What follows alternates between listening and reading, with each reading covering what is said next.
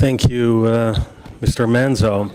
And your speech brings me seamlessly to the next speaker, Her Royal Highness, Princess Laurentien of the Netherlands, because she is one of those workers on the ground, and she needs a safe environment for the organizations that you represent to enable them to do the work and do it in the way that you just spoke about.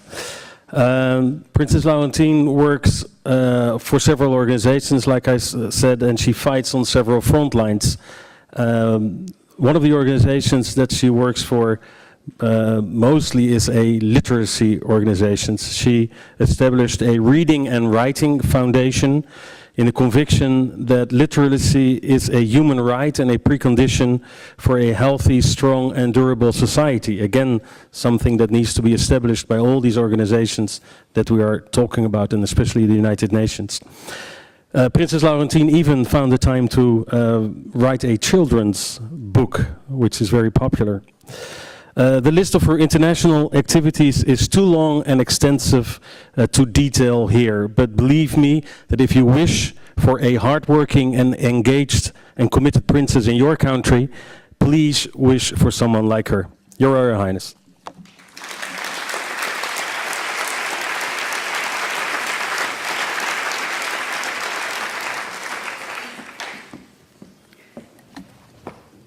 Wow, that's an elegant introduction.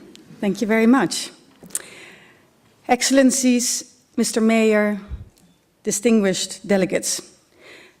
Like the previous speakers, it's a great honor for me to be here.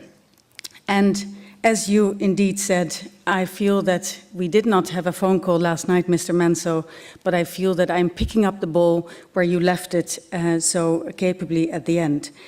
I have little to add on the institutional bit, and I will hopefully tell you why.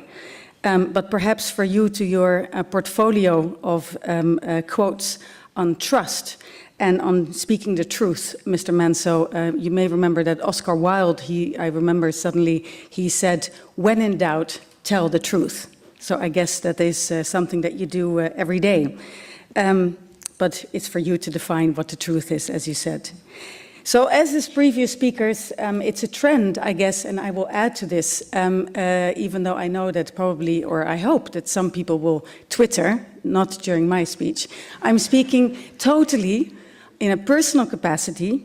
I guess I'm proudly connected to the UN as a special envoy on literacy for development for UNESCO, that I'm very proud of and do my bit. But I do have to give you a few warnings about what I'm about to tell you. I am not an institutional person. I grew up in a political family, and politics was the dinner conversation that I remember since I was a child. But somehow I never made it to your wonderful institutions. And I see myself, I guess, more as a pioneer who realizes that you need to work with institutions. I believe in institutions, I believe in the EU, I believe in the UN, but I also believe that there is another world, and Mr. Kurpershoek in his introduction spoke about it, that there is a connection to be made between institutions and what happens on the ground. My professional background is 25 years of, I guess, being in somehow different parts of stakeholder engagement, private and public sector and NGOs, and indeed I founded two. Two issues indeed go to very much have my passion, that is literacy and sustainable development, and I'll use them as examples specifically to talk to you about, hopefully, that you can take some of that into your discussions over the coming week. When I look at these two issues, which may seemingly be completely disconnected, I see them entirely as one. And I guess we all are suffering from our egocentric way of looking at the world. And this is why we need diplomats to somehow put these thoughts together. But why, for me, it makes sense what I do. I hope that you all have the same feeling when you get up in the morning. But somehow, the story I have to myself is one, they're all about agenda setting, not in a conflicting way, not in a confrontational way, literacy was a non-issue in the Netherlands 10 years ago, and it's now a political issue, same at the EU. I've been working on that. And the second thing that really connects these things is the combining different generations. And for example, in my last NGO that I set up, the Missing Chapter Foundation, I actually take the Kids Council we created and I take them into companies to talk to boards of directors, not to make the decisions, but actually to create a different mindset. So I'm fascinated by something called transition. Now, recently in a discussion with a few 10-year-olds, I asked them, what about transition? And a 10-year-old asked me, how long does a transition last? Now, that is a key question when we talk about sustainable development and the passing to a low-carbon society and low-carbon economy. How long does this transition last? And I'm fascinated between the what is and the what could be, or even what should be. And I'm even more fascinated about the role of people in relation to these institutions and systems and individual behavior. And I feel that very often, and children are the ones who often show me, and young people, such as yourselves, but even younger, you're not longer even young people. I think you should get rid of that label. People might take you more seriously. Is people and the behavior of people is often the elephant in the room.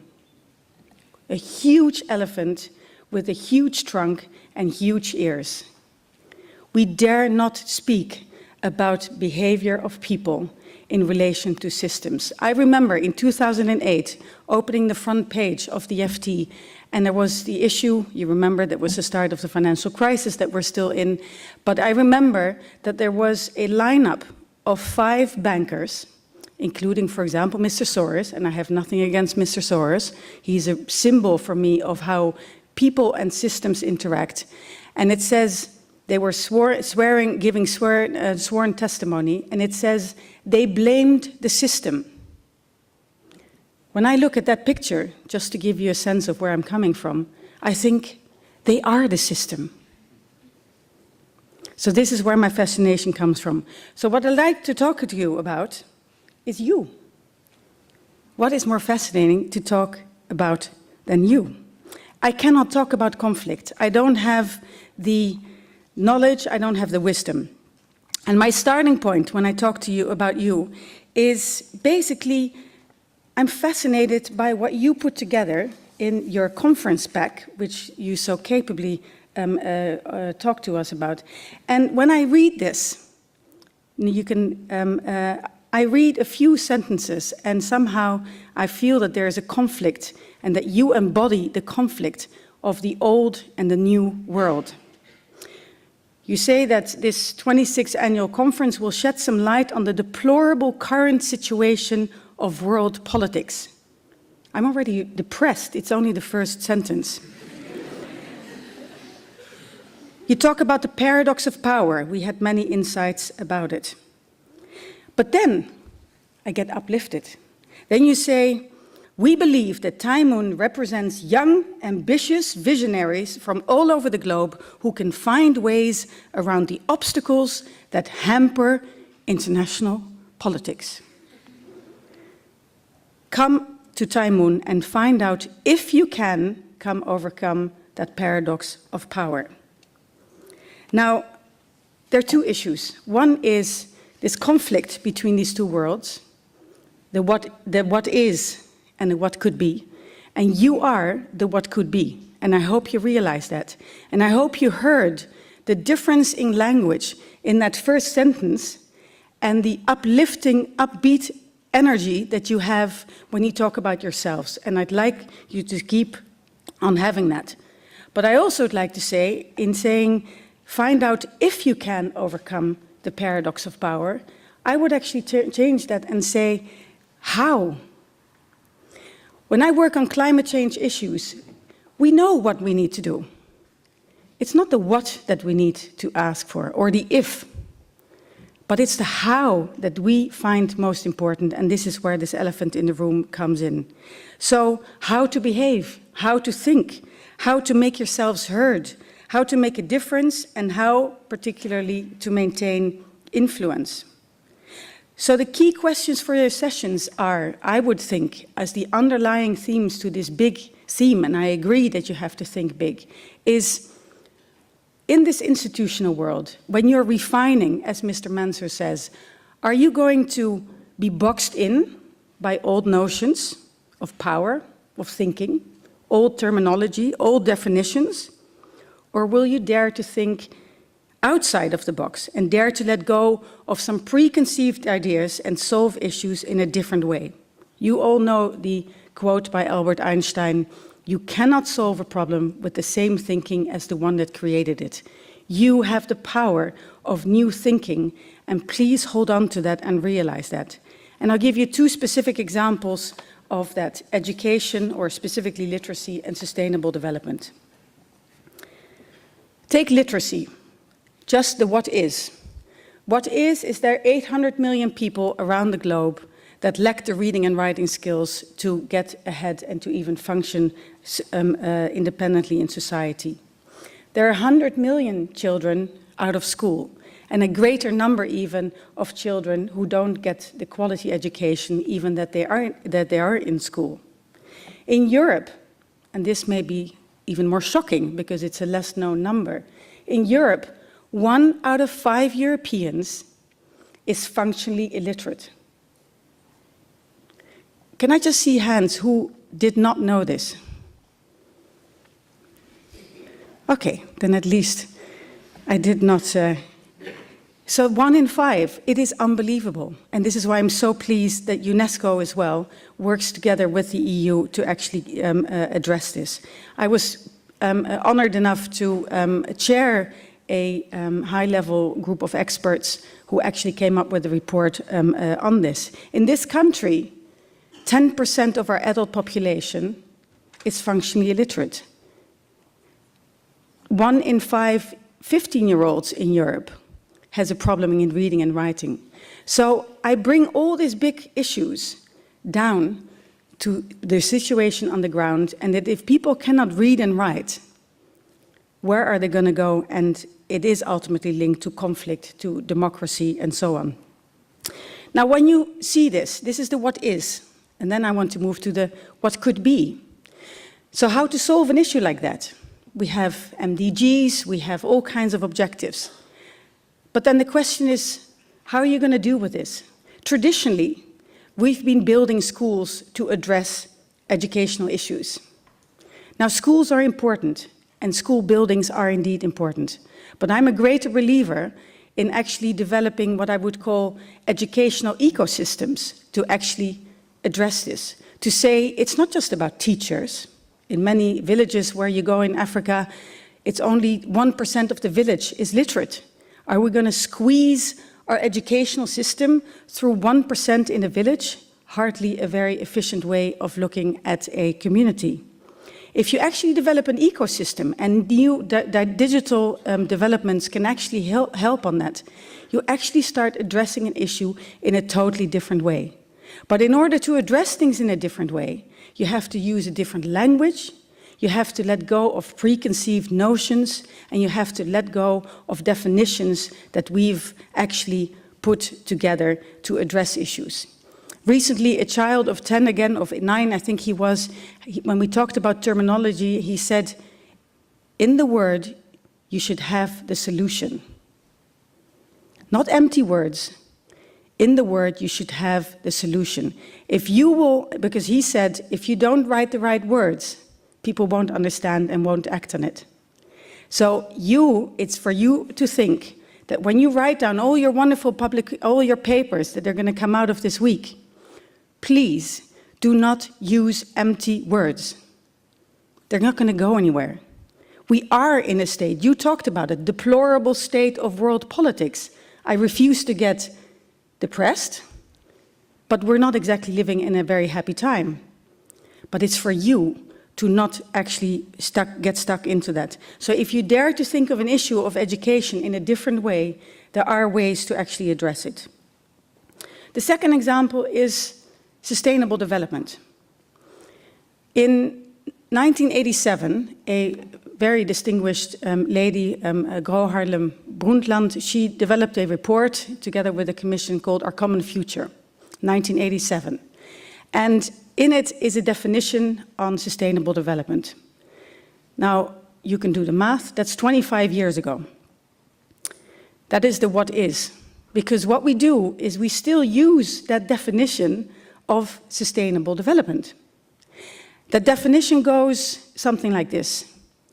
Sustainable development is the need that we need to meet the needs of today's generation without compromising the needs of future generations to also have their share. Now, there's something very odd when I listen to that definition, with all due respect, but that was 25 years ago. We are in a different state. We know that we need 3 planets to maintain our current consumption patterns. So we are no longer in the same state. I believe that there is an inherent conflict in a definition like that, because it feels like we want to have our cake and eat it. And that's precisely what's happening when we're looking at issues like climate change. We want to have our cake and eat it. Yes, I realize, and the realists will say, yes, but you have to understand. I do understand, and again, I'm speaking in a personal capacity. But you cannot have your cake and eat it. You cannot say, we need this, because you will never think of the next generation as the starting point. Then we're speaking in terms of short-term objectives, long-term objectives. But what if we turn around and be more radical and turn around that definition and to say future generations are leading our thinking of what they need in order what we decide and need today? That's a fundamental shift in thinking. So it's not that you start here and see whatever is left and say, oops, sorry, we use it all. No, you actually say, what would they need? And then you work your way back. That is a fundamental shift, and I believe in shifting that timeline. Now in Israel, the Knesset, the parliament, in 2001, set up a commission of the future generations that did exactly that. They looked at 200 policies, and they actually said, how sustainable are these policies in 2 or 3 generations? Now again, they did it from now until the future. But what if we are more radical and change around the definition? You have the power to visualize that future, so you can actually change those kind of preconceived notions and don't feel that you need to be boxed in. Where does this lead you? I hope you're still uplifted by your own thoughts and idealism, because that is, I believe, the key that holds the power to the future. When I looked at this issue of education, to finish off that passion, and to link it to your power, somehow I feel that you need to dare to challenge. You talk about refining institutions, but I think you should go further than that. And 2 examples of education and sustainability. On sustainability, in 1992, there was the Rio conference. And all the delegates were there, big UN conference, talked about climate change. And there was a girl called Severin Suzuki, and you can find her on YouTube. She was 12 years old, she came from Canada, and it's a YouTube film called now The Girl Who Silenced the World. Now I remember at the time looking what happened in that room when this girl was speaking. You had the delegates, they were listening, you could feel that that room was full of emotion. You could feel that they felt that this moral voice that they were listening to was the right one. But the moment she stopped, people went on to business as usual. So you, as young people, have to find a way to make the bridge between that moment of people realizing you have a moral voice to speak and you have something fundamental to say, and linking it to the business as usual and changing that and refining that. A few days ago, similarly, Malala, She was in the UN on Malala Day. She is a hero. She's fantastic. She has that moral authority. There was an ovational applause for Malala. She talked about the fight against illiteracy, about poverty, about terrorism. What this article doesn't say is what happened to that sense of moral voice when she left the room and people went on to make decisions. Again, it's for you, I believe, to make that transition. Now, where does this leave you? And hopefully over the next few days. For me, there are three things, and I've been mulling around, trying to put myself in your shoes. Hard to do, I'm afraid, because you are all unique.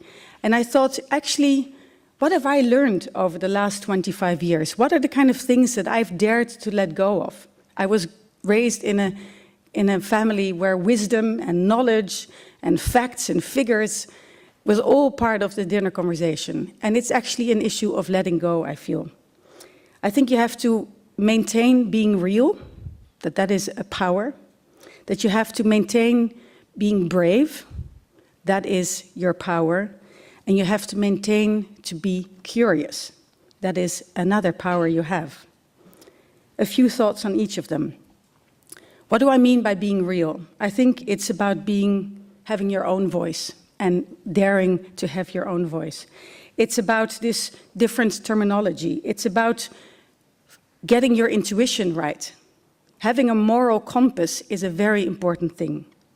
It's about building bridges of mutual understanding rather than framing political debates as a zero-sum game.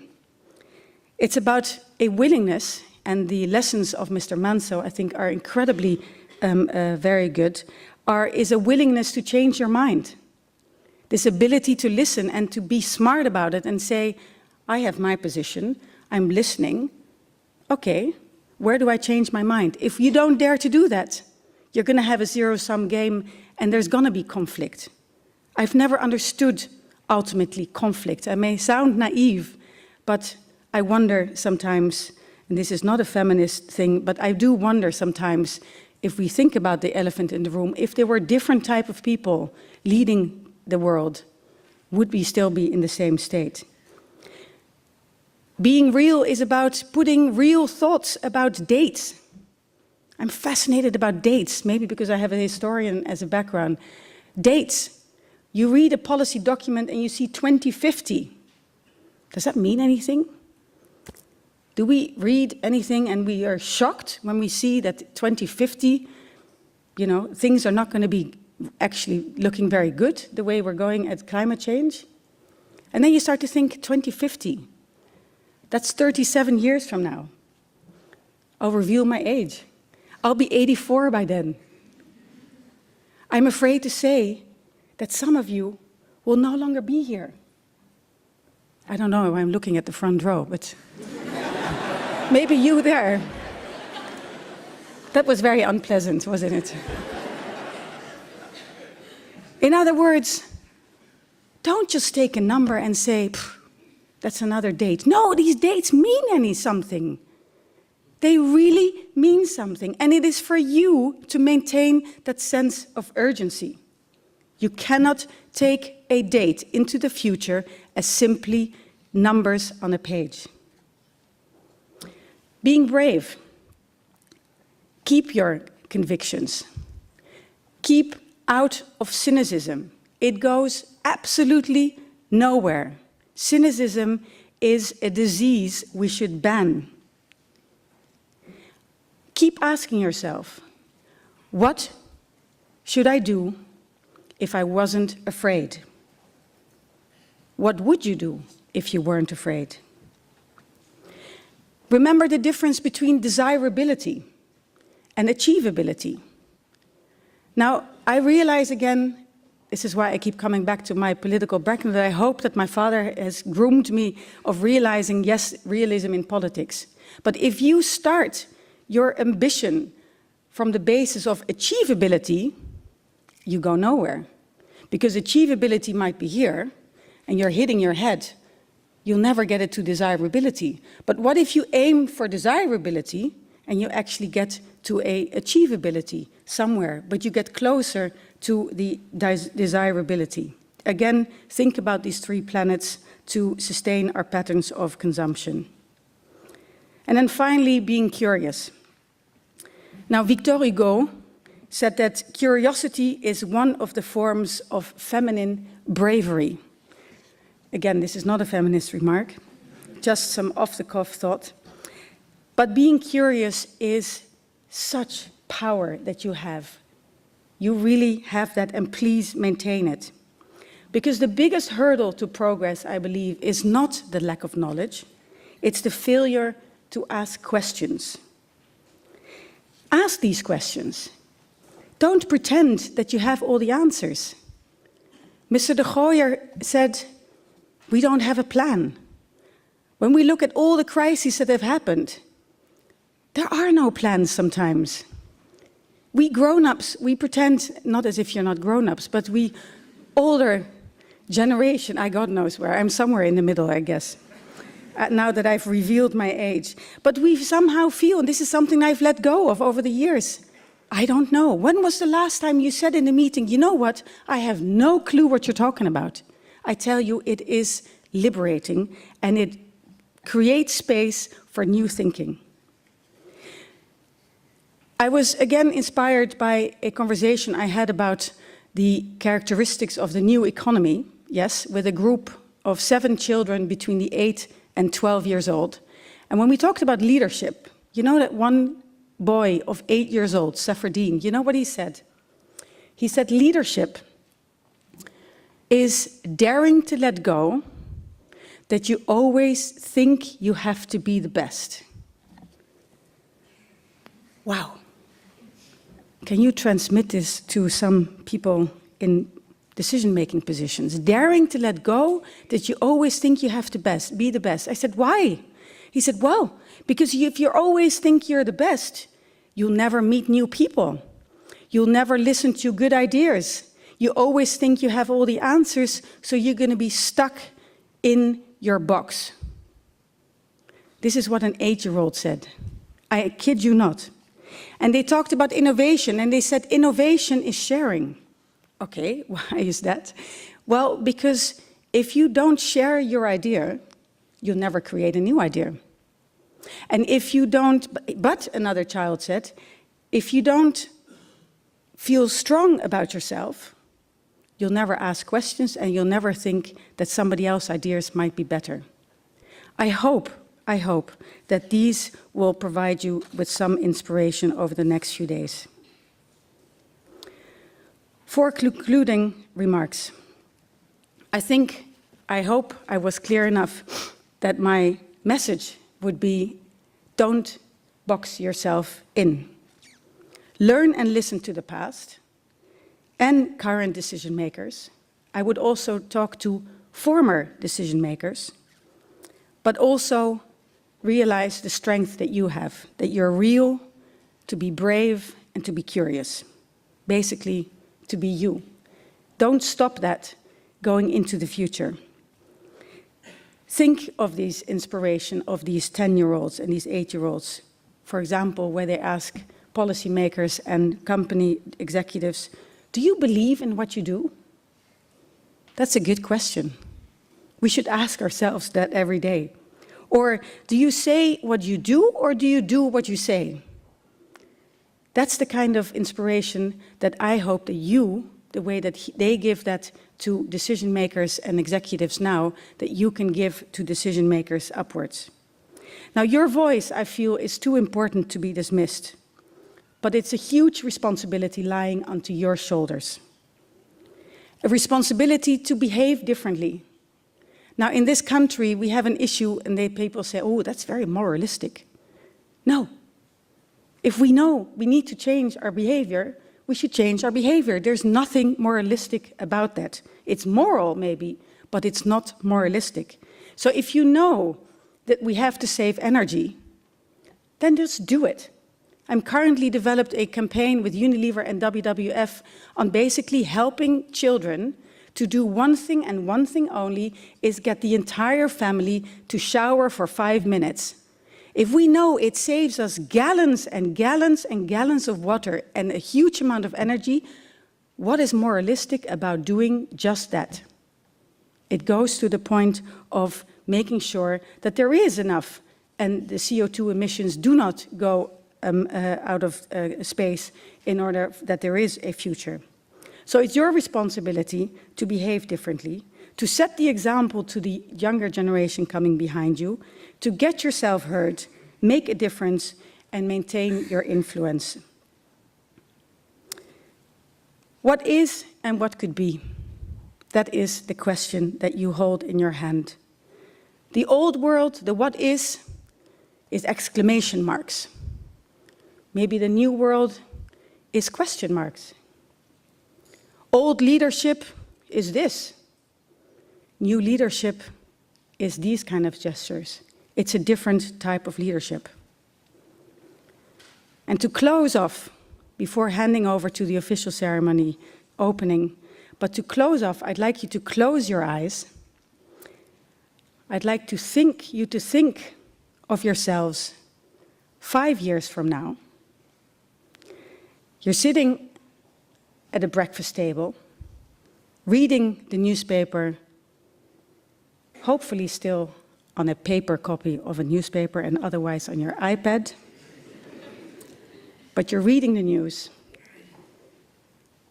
Now think of what is the headline that you'd like to read about Europe or about world politics that is different than the deplorable state of world politics that you claim is the current state.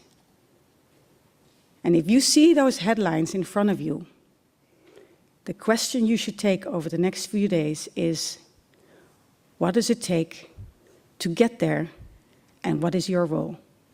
Thank you.